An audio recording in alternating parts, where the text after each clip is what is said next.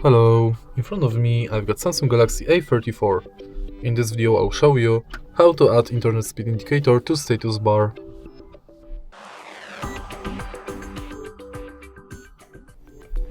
In the beginning, let's go to settings and let's check if we can do it from the status bar settings.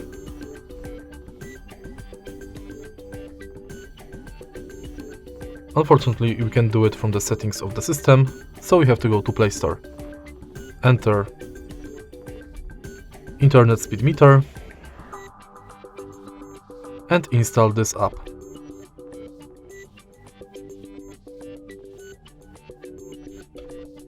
Now open it, allow. Now you can close the app in just a few seconds. Internet speed meter should be added to status bar. And that's it. If you find this video helpful, please leave like, comment and subscribe.